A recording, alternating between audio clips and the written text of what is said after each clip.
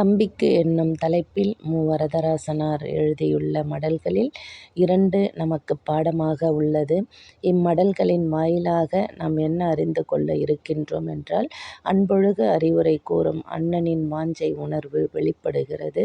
வல்லமை இல்லாத நல்ல தன்மை வாழாது. அதாவது வலிமை இல்லாத நல்ல ஒரு தன்மை, குறிக்கோள் இல்லாத நல்ல தன்மை இந்த உலகத்தில் நிலைத்து வாழாது. அது எப்படிப்பட்டதென்றால், பொருட்பால் இல்லாத திருக்குறள் போன்றதுதான் என்னும் அவரது இந்த சொற்களே இந்த முதல் மடலின் அடிக்கருத்து. வாருங்கள், இந்த கடிதம் 1க்கு என்ன என்று பார்க்கலாம். 1ல் உள்ளது என்ன என்பதை பார்க்கலாம். அன்புள்ள எழில், நீ எழுதிய கடிதங்கள் எனக்கும் சுவையாக இருந்தன. அன்னைக்கு எழுதிய கடிதங்களை அண்ணன் எப்படி பார்த்தான் என்று எண்ணி வியப்பு அடையலாம். உன் கடிதங்கள் அன்னை மட்டுமல்லாமல் அண்ணனும் படிக்க வேண்டிய கடிதங்கள்தான். அந்த அடுத்தவர் கடிதத்தை ஒருவருக்கு எழுதினால், தம்பி தன்னுடைய அன்னைக்கு மட்டும் எழுதியிருக்கின்றார். அதை அண்ணன் எவ்வாறு படிக்கலாம் என்ற அந்த நாகரிகத்தை உணர்ந்து அதை முதலிலேயே சொல்லிவிடுகின்றார். அது என்ன என்று சொல்கின்றார் பாருங்கள். அன்னையை கேட்டுத்தான் படித்தேன். எழில் எழுதியவை என்று அவற்றையெல்லாம் ஒரு கட்டாக கட்டி அன்னை பீரோவில் வைத்திருந்தார். இது என்ன அம்மா என்று கேட்டேன். உன் கடிதங்கள் என்று சொல்லி நீயும் படிக்கலாமே என்றார். தம்பி எழுதிய கடிதங்கள்பா எனக்கு, நீயும் படிக்கலாம் என்று கொடுத்தார். அதனால்தான் பிறகுதான் படித்துப் பார்த்தேன். நீ ஒன்றும் கவலைப்படாதே, நானும் உன் கருத்து உடையவனே. நீ வயதில் இளையவன். அஞ்சாமல் உன் கருத்தைச் சொல்கிறாய், எழுதுகிறாய். நான் உன்னைவிட உலக அனுபவம் மிகுந்தவன். அதனால் உலகத்தைப் பற்றிய அச்சமும் மிகுந்தவன். ஆகையால் எதையும் சொல்லவும் எழுதவும் தயங்குகிறேன். நீ உள்ளத்தில் உணர்ந்ததை கொட்டுகிறாய். நான் உணர்ச்சி இல்லாதவன் போல் நடிக்கிறேன். இதுதான் வேறுபாடு. நீயே என்னை விட ஒரு வகையில் நல்லவன். அதாவது, உனக்கெல்லாம் தெரிஞ்சதுனால என்ன நடக்கும் நம்ம சொன்னா என்கின்ற ஒரு அச்ச உணர்வு எனக்கு வெளிப்படுகின்றது. நீ அது இல்லாமல் கொஞ்சம் துருதுருன்னு இளையவன் என்பதனால, நன்றாக இள வயது என்பதனால எழுதியிருக்கின்றாய். ஆனால் இருவருக்கும் ஒரே உணர்வு தான் அப்படின்னு தன்னுடைய அந்த ஆதங்கத்தை என்னன்னு சொல்ல போறார் பாருங்க. நல்லவனாக இருந்தால் மட்டும் போதாது, வல்லவனாகவும் இருக்க வேண்டும் அல்லவா? நன்மை வன்மை 2ம் இருந்தால்தான் இந்த உலகில் வாழ்க்கை உண்டு. நல்ல தன்மை மட்டும் உடையவர்கள் எத்தனையோ பேர் கண்கலங்கி கண்ணீர் வடித்து மாய்ந்து வருகின்றார்கள். வல்லமை மட்டும் பெற்றவர்களும் எதிர்பாராத வகையில் நசுக்கொண்டு அழிகிறார்கள். குடும்பங்கள் முதல் நாடுகள் வரையில் இதற்குச் சான்றுகள் காணலாம். தமிழ்நாட்டில் இருந்த பழங்காலத்து வல்லரசுகள் கலங்கி அழிந்ததை வரலாறுகளில் காணவில்லையா? ஜெர்மனி, ஜப்பான் முதலான வல்லரசுகள் அழிவுற்றதை கண்கூடாக காணவில்லையா? நல்ல மருமகளாக வந்து வாழத் தொடங்கி குடும்பத்தாரின் இன்னலை பொறுக்க முடியாமல் தற்கொலையோ மனவேதனையாலோ மாண்ட கதைகளை ஊர்களில் கேட்டதில்லையா? மகனையும் மருமகளையும் விருப்பம் போல் ஆட்டி வைத்து வல்லமை பெற்ற மாமியார் சில ஆண்டுகளுக்குப் பின் வாயும் கையும் அடங்கி மூலை வீடும் வேலைக் கஞ்சியும் கிடைத்தால் போதும் என்று ஏங்கும் கதைகளையும் கேட்டதில்லையா? இந்த விதியை நாம் இனியும் மறந்துவிடக் கூடாது. தமிழர்கள் நல்லவர்களாக மட்டும் இருந்து தனித்தனியாகவும் குடும்பம் குடும்பமாகவும் நாடு நாடாகவும் அழிந்தது போதும். இனிமேல் வல்லவர்களாகவும் வாழக் கற்றுக்கொள்ள வேண்டும்.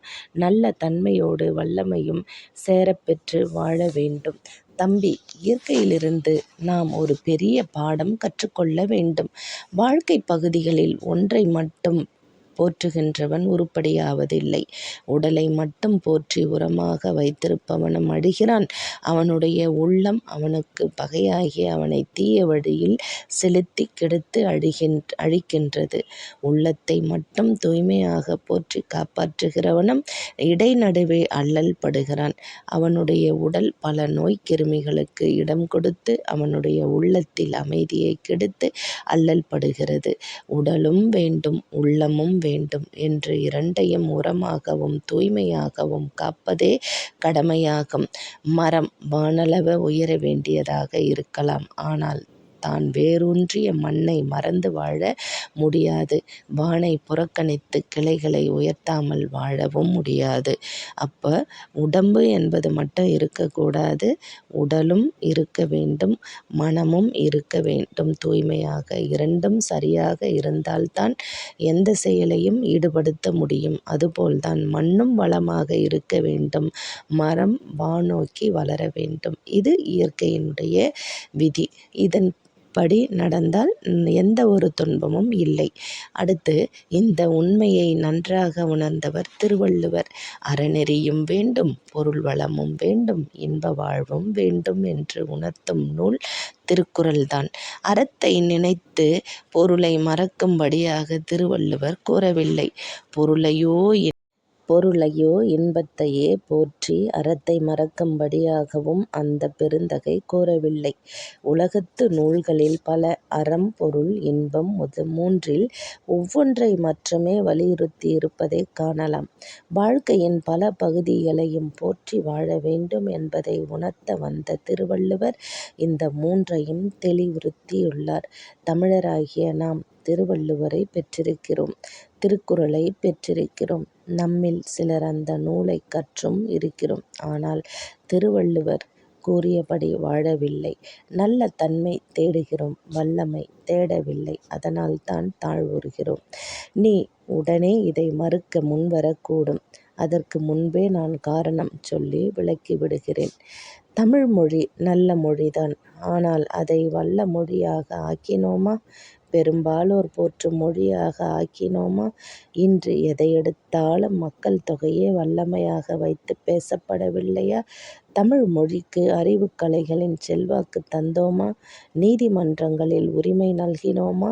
ஆட்சிக்கூடங்களில் வாழ்வு வழங்கினோமா? இல்லையானால் வெறும் பேச்சு ஏன்? இதையெல்லாம் செய்யவில்லை, தமிழ் தமிழ் என்று வெறும் பேச்சு ஏன் என்று கேட்கின்றார். வல்லமை இல்லாத நல்ல தன்மை வாழாது தம்பி. அது பொருட்பால் இல்லாத திருக்குறள் போன்றதுதான். இதுதான் தொடக்கத்திலேயே அடிநாதமாக சொல்லப்பட்டது. நம் முன்னோர் இதை மறந்த காரணத்தால் தான் எத்தனையோ பேர் எத்தனையோ இழந்தனர். ஒன்று சொல்லட்டுமா? தமிழ்க்கலை நல்ல கலைதான். அதிலும் யாழிசை நல்ல இசைதான். ஆனால் வாழ்ந்ததா? இல்லை. ஏன்? முன்னே செல்வாக்கை பெற்றவர்கள் யாழை புறக்கணித்தார்கள். பிறகு பொதுமக்கள் மறந்தார்கள். இன்று தமிழுக்கும் ஏறக்குறைய அதே நிலை இருப்பதை எண்ணிப்பார், உன் மனம் புண்படும். சங்க இலக்கியங்களிலெல்லாம் யாழிசை கருவியை பாணர்கள் மீட்டு கொண்டு விரலியர் பின்னாடி ஆடி பாடி மகிழ்ந்து சென்று மன்னர்களிடத்தில் பரிசில் பெற்றனர் என்று சிறுபானாற்றுப்படை முதலிய சங்க இலக்கிய நூல்களிலெல்லாம் கண்டோம் அல்லவா? அப்படிப்பட்ட அந்த யாழ் என்றால் இப்பொழுது என்ன என்றே தெரியவில்லை. அப்ப இதற்கு காரணம் என்ன என்றால், பின் வந்தவர்களினுடைய செல்வாக்கு.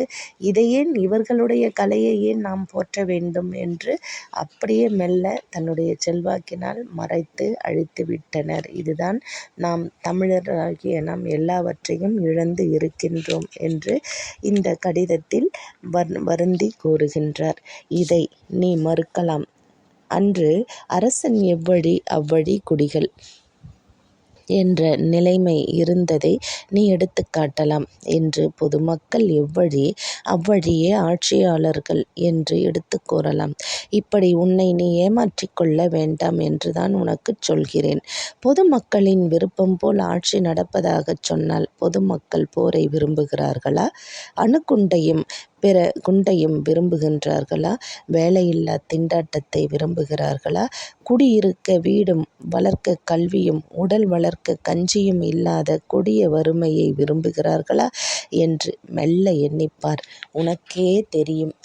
பொதுமக்களுக்கு தங்கள் எதிர்காலத்தையும் நிகழ்காலத்தையும் சேர்ந்து எண்ணி தேவையை உணர இன்னும் தெரியவில்லை. அவர்கள் களிமண்ணாய் திரண்டு கிடக்கிறார்கள். யார் யாரோ நீர் சேர்த்து பிசைந்து தமக்கு வேண்டியவாறெல்லாம் உருவங்களைச் செய்து கொள்கிறார்கள். எவ்வாறு ஜனநாயக ஆட்சியாக இருந்தாலும் ஆட்சியாளர்கள் அது இதை சொல்லி மயக்கி அவரவர்களுக்கு ஓட்டு போட வைக்கின்றார்களோ அந்த நிலையை இங்கு சொல்கின்றார். சரி, நீ சொல்கிறபடியே பார்ப்போம். இன்று ஆட்சி எல்லாம் ஓட்டு போடும் மக்களின் கைகளை பொறுத்தது என்று வைத்துக்கொள்வோம். அவர்கள் ஓட்டு போடும்போது தங்களை பற்றியாவது, தமிழ்நாட்டை பற்றியாவது, தமிழை பற்றியாவது கவலைப்படுகிறார்களா?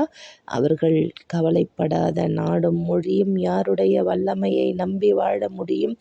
வறுமையால் வாடும் அறிஞர் சிலருடைய துணை மட்டும் போதுமா? யாரோ சில அறிஞர்கள் மட்டும் தமிழ் தமிழ் என்று சொல்வது போதுமா? மக்களுக்கு அந்த எண்ணம், அந்த நிலை வளரவில்லையே என்று சொல்கின்றார். நான் சொல்கிறபடியும் கொஞ்சம் பார்.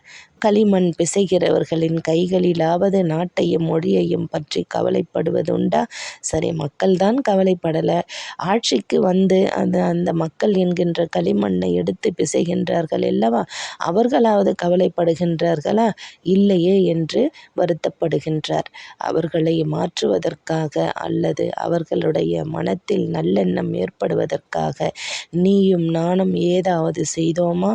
ஒன்றும் செய்யாமல் தமிழ்நாடும் தமிழும் வாழ்ந்துவிடும் என்று எண்ணிக்கொண்டு காலம் கழிப்பது குற்றமல்லவா?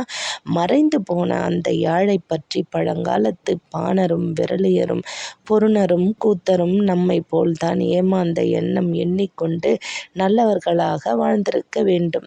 அந்த யாழின் அருமை பெருமைகளை மட்டும் எண்ணிக்கொண்டிருந்தார்கள். அதை வாழ வைக்கும் வல்லமை பற்றி அவர்கள் எண்ணத் தவறினார்கள். அதனால்தான் அந்த அருமையான கருவி அழிந்தது. அதை நினைத்து பார்க்கவும் இன்று ஒரு விபுலானந்தர் தேவையாகிவிட்டது. விபுலானந்தர் என்பவர் யாழ்நூல் பற்றி எழுதியிருப்பவர். இவர்தான் அந்த மறைந்து போன யாழெல்லாம், எத்தனை வகையான யாழ், எப்படியெல்லாம் அது பயன்பட்டது, எப்படியெல்லாம் அதை உருவாக்கினார்கள், பயன்படுத்தினார்கள், அதை எடுத்து சென்று எத்தகைய இசைகளை எல்லாம், பண்களை எல்லாம் மீட்டினார்கள் என்று எழுதியிருப்பார். அதற்கு ஒரு ஆசிரியர் தேவைப்பட்டது. ஒரு நல்லவர் வந்தார். ஆனால் அதுவரைக்கும் பயன்படுத்திய அந்த பாணர் விறலியரே கூட, பொருணரே கூட, இது பின்காலத்திற்கும் அப்படியே அழியாமல் கொண்டு செல்வதற்கு நாம் எடுத்து செல்ல வேண்டும், அதை அழியா கருவியாக பண்ணோடு கூடிய இசையை வளர்க்க வேண்டும் என்று எண்ணவில்லை. அந்த அறிவு அவர்களுக்கு இல்லை. மற்ற எல்லா திறனையும் வளர்த்தவர்கள். எப்படியோ ஆட்சியாளர்கள், மன்னர்கள், அடுத்து வந்த செல்வாக்கு பெற்றவர்களின் கைப்பொம்மையாக ஆகிவிட்டார்கள்.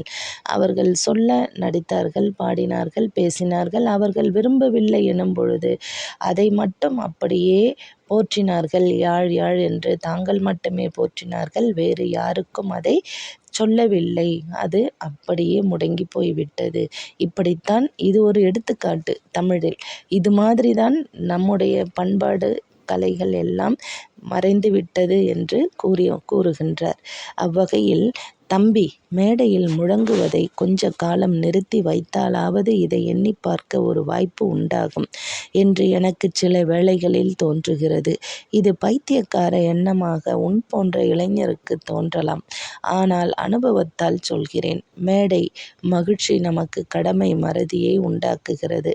சிறந்த பேச்சு, நல்ல கைத்தட்டு இரண்டும் சேர்ந்தால் உணர்ச்சி, தணிவு, அடுத்த நிலையாக பழைய பிற்போக்கு வாழ்வு, இவைதான் இதுவரையிலும் கண்டவை.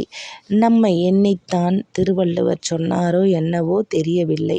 நமக்காகவே சொன்னது போல் உள்ளது அந்த குரல். நம்மை பற்றி நாமே மகிழ்ந்து அந்த மகிழ்ச்சியில் மயங்கி இருக்கும்போது கடமையை புறக்கணித்து கெட்டழிந்தவர்களை நினைத்து கொள்ள வேண்டும் என்று வள்ளுவ பெருந்தகை சொன்னது எவ்வளவு பொருத்தம்! மேடை பேச்சை கேட்டு கைதட்டுவோரை காணும்போதெல்லாம் இகழ்ச்சியில் கெட்டாரை உள்ளுக என்ற அந்த குரல் என் நினைவுக்கு வந்து விடுகிறது, என்னை அறியாமல். தம்பி, இன்றைய உலகம் வல்லமை மிகுந்த மாமியார் போல் உள்ளது. நம் அருமை தமிழகம் மிக நல்ல மருமகளாக உள்ளது. ஆனால் தற்கொலையோ மனவேதனையோ எதிரே வந்து நிற்காதவாறு காப்பாற்ற வேண்டிய பொறுப்பு ஏற்பட்டிருக்கிறது. என் கருத்தில் எந்த பகுதியாவது உனக்கு தெளிவில்லாமல் இருந்தால் அதை குறித்து எழுது, தெளிவுபடுத்துவேன். ஏதாவது உனக்கு உடன்பாடு இல்லாமல் கருத்து வேறுபாடாக இருந்தால் எண்ணிப்பார், அல்லது விட்டுவிடு. நான் என்ன செய்வேன்? நீ எவ்வளவு உண்மையாக உணர்கிறாயோ அவ்வளவு உண்மையாகவே நானும் உணர்கிறேன். இந்த தமிழகத்தில் நாம் இருவராவது ஒன்றுபட முடியாதா? பார்ப்போம். உன் அன்புள்ள வளவன் என்று தன் தம்பி எழிலுக்கு வளவன் என்பவர் கடிதம் எழுதியதாக மூவா தன்னுடைய உளக்கருத்தை இந்த கடிதத்தின் இந்த மடலின் வாயிலாக முதல் மடலின் வாயிலாக வெளிப்படுத்தியுள்ளார். தொடர்ந்து கடிதம் 2ல் அடுத்து என்ன சொல்லி இருக்கின்றார் என்பதை சுவைப்போம் அடுத்த வலைத்தளத்தில். தொடர்ந்து கடப்பாட்டில் உங்கள் உழவன் மகடு முனைவர் சாரதா சுப்பிரமணி. நன்றி, வணக்கம்.